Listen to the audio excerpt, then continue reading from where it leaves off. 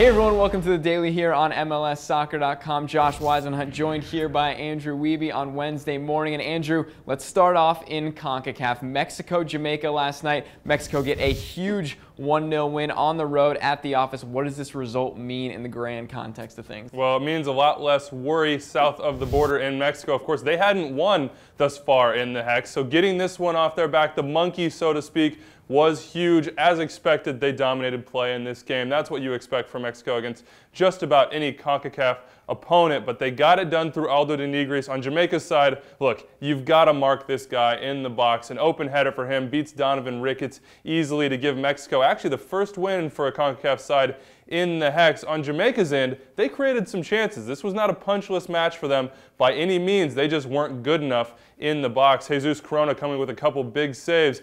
A lot of headers, a lot of saves, no points for Jamaica. That means they're going to be desperate come Friday against the U.S. Yeah, so now we look ahead to Friday. U.S.-Jamaica on beIN Sport. U.S. touchdown in Jamaica yesterday. What do they need to do? What do they need to focus on to get a favorable result on Friday? Well, I think you see Jamaica coming out and pushing in this one. Had they beat Mexico, they probably would have been okay with a draw. But now they believe they can beat the U.S. They did it last year at the office. The belief is there. They'll come out and push. Really, they have no choice. With 2 points at the bottom of the 6-team table, they've got to get every single point at home from the rest of the way. On the U.S.'s side, this is a chance to jump to the top. Mexico now #1 on 6 points. With a win, the U.S. would jump up to 7, perhaps Honduras or Costa Rica to do the same, but that would be a big step for Jurgen Klinsmann's side. The thing is, Omar Gonzalez, he has got to be a beast in this one defensively. I think we all expect the U.S. to create chances. Will they finish? That's the big question mark, but Omar Gonzalez cannot be a question mark in the back against those big Jamaican targets. Certainly not. It's going to be a fun one to watch. U.S.-Jamaica Friday night on beIN Sport. We will have all the coverage leading up on MLSsoccer.com.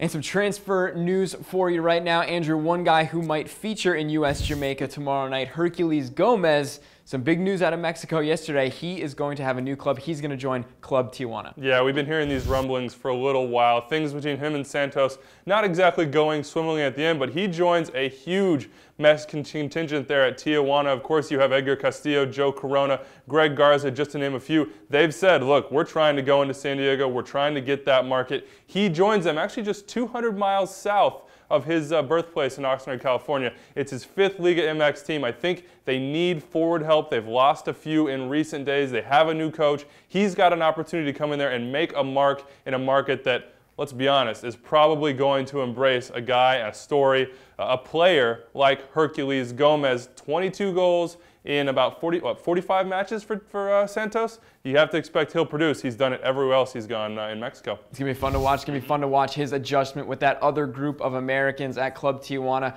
Herculez to Tijuana. Check out the story on MLSsoccer.com.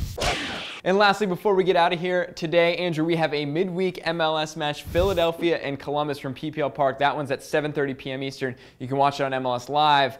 Andrew, Jack Mack scored the goal for Philly in their 1-1 draw back in April. What can we expect from this one from an MLS fantasy perspective? Well, I think Jack Mack is the clear play in this game. He's been so all year long, still a great value with those 10 goals. Some other things to look at, though. Columbus, we've seen them lose Eddie Gavin, a massive loss for that team. Who will replace him? A little bit up in the air right now. Justin Mira, maybe Ben Spees, both of those guys possibilities. Also remember, Jairo Arrieta, he is with Costa Rica. He will not be around. That means Dominic Oduro gets the start. He has been productive for the crew. He's a guy you should look at picking up. And then, of course, Federico Higuain. He has just got it done most of the year long. A little bit pricey, but somebody you could go with. In the end, I expect Philadelphia to take this one, but there could be some fantasy fireworks for you owners out there. Yes, certainly. And one thing to remember, you got to set your fantasy lineup tonight for this coming weekend. And it's a light weekend, too. Not many games, so some big decisions to make if you're an MLS fantasy manager out there. That does it for us here on the Daily. 2 more things before we get out of here.